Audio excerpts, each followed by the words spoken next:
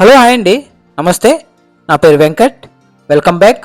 మా ఊరు సోది సుత్తి లేకుండా మంచి మాటలు కొన్ని, నిజాలు మరిన్ని. ఫస్ట్ ఆఫ్ ఆల్ మంచి మాటలకు వెళ్దామండి. కావాలని కష్టాలను సృష్టించేవారు అంతటా ఉంటారు. ప్రతి చోట నీ యొక్క తెలివి అలాగే ధైర్యం ఇవి మాత్రమే నిన్ను కాపాడతాయి. మనం నిజంగా ప్రేమిస్తే ప్రపంచంలో ఎంతమంది ఉన్నా మనం ప్రేమించిన వారు మాత్రమే మనకు అందంగా కనిపిస్తారు. ఎందుకంటే వారే మన ప్రపంచం కాబట్టి. కాదంటారా? నిన్న చేసిన తప్పుల గురించి భయపడేవాడు నేడు పోరాడలేడు. నేడు పోరాడలేనివాడు రేపు గెలవలేడు.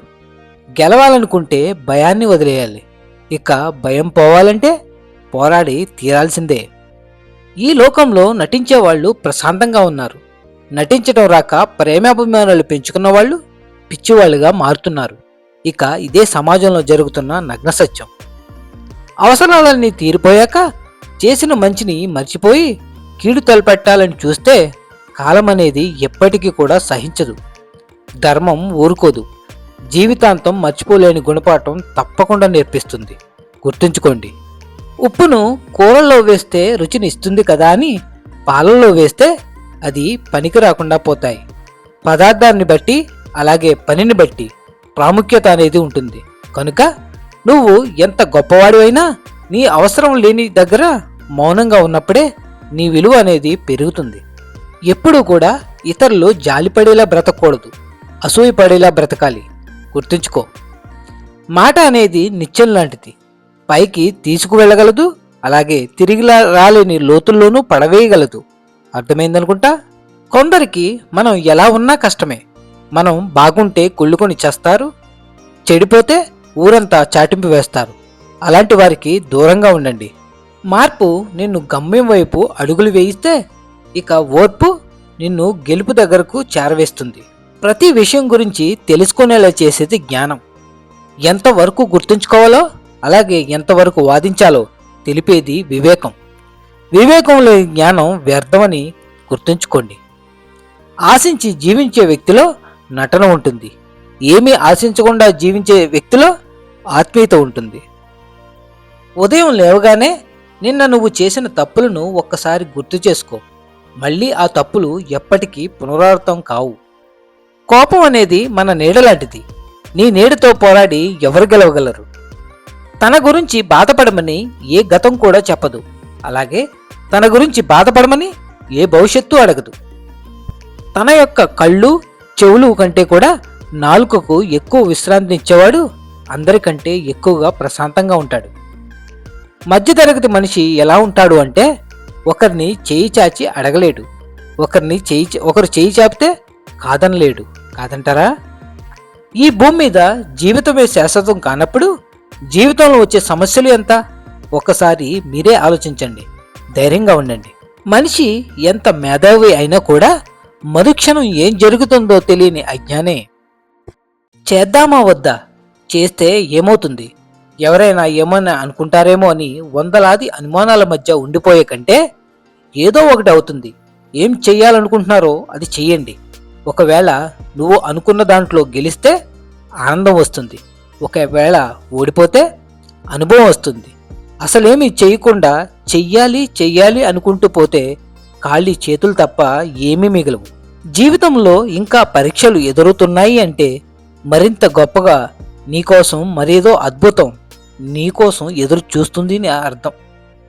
శక్తికి మించిన అడ్డంకులను దాటాల్సి వస్తుంది అంటే నువ్వు మరింత బలవంతుడిగా తయారవుతావనే అర్థం. ప్రతి ప్రయత్నం ఫలించాలన్నది నీ ఆశ కావచ్చు, కానీ ఫలించాల్సిన ప్రయత్నం నీకు తెలియకుండానే నీ నుండే మొదలవుతుంది. సమయం, సందర్భం అలాగే శుభముహూర్తాలు అక్కర్లేని ఒక్క క్షణం చాలు నీ ఊహలన్నీ నిజం కావడానికి. అందుకే ఊరికే ఉండిపోకు, ప్రతి క్షణం స్పృహలో ఉండు. నీ జేబులో డబ్బు ఉన్నప్పుడు నీ కళ్ళు మూసుకుపోతే జేబు ఖాళీ అయిన తర్వాత దారులన్నీ మూసుకుపోతాయి. చిల్లర సభ్యుల్లో పడి రేపన్న రోజును మర్చిపోకు. జీవితం ఒక రోజుతోనో, ఒక నెలతోనో, ఒక సంవత్సరంతోనో వీడిపోదు. సుదీర్ఘ ప్రయాణం చేయాలి. గుర్తుపెట్టుకో, జీవితం మనకు అన్నీ నేర్పిస్తుంది. కింద పడటం, దెబ్బతినటం అన్నీ. అయినా పడటం అంటే ఓడిపోవడం కాదు, దెబ్బ తినడం అంటే అలాగే ఉండిపోవడం కాదు. నువ్వు దెబ్బతిన్నది అక్కడే ఉండిపోవడానికి అస్సలే కాదు. లే, లేచి నడవటం కాదు, ఈసారి పరిగెత్తు. పరిగెత్తితే మళ్ళీ పడిపోతావన్న భయాన్ని వదిలే. ఎందుకంటే కింద పడినా మళ్ళీ లేవడం నీకు తెలుసు కాబట్టి. ఎన్ని ఎదురు దెబ్బ తగిలినా కూడా ఈసారి పరుగును మాత్రం ఆపకు. ధైర్యంగా ఉండు. నాకు ఒక్కడికే ఎందుకిలా జరుగుతుంది అని నీ మీద నువ్వే ద్వేషాన్ని పెంచుకోకు. 1,00,000 రూపాయలు సంపాదిస్తూ ఒక్క క్షణం కూడా ఇంట్లో కూర్చొని తినలేకపోతున్న మనుషుల్ని చూడు. 100 కోట్ల రూపాయల ఆస్తి ఉండి స్థిమితంగా కూర్చొని 4 మెతుకులు తినలేని వాడి దౌర్భాగ్యం చూడు. ఎప్పుడు వ్యామోహంలో బ్రతుకుతూ లేని దానికోసం ఏడుస్తూ కూర్చొని ఉన్న ఆనందాన్ని గుర్తించలేని మనుషులను చూడు. నీకేం తక్కువ? నెలకు ఇంత సంపాదన, నువ్వు నీ కుటుంబం, ఇంతకంటే ఏ ఆస్తి ఉండదు. హాయిగా ఉండు. నీకు రావాల్సింది నిన్ను వెతుక్కుంటూ వచ్చి తీరుతుంది, వడ్డీతో సహా.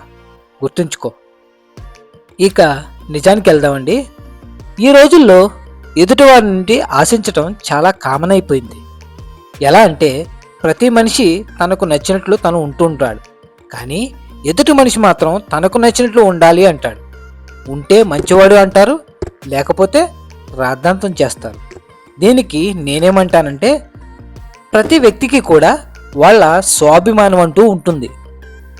మనం ఎలా అయితే మనకు నచ్చినట్లు ఉండాలి అనుకుంటామో ఎదుటి వాళ్ళు కూడా వాళ్ళకి నచ్చినట్లు ఉండాలి అనుకుంటారు.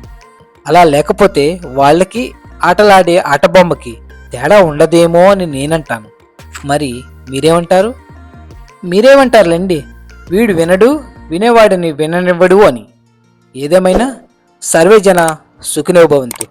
మళ్ళీ వచ్చే వారం కలుద్దామండి మరిన్ని మంచి మాటలతో. Signing off, Venkat.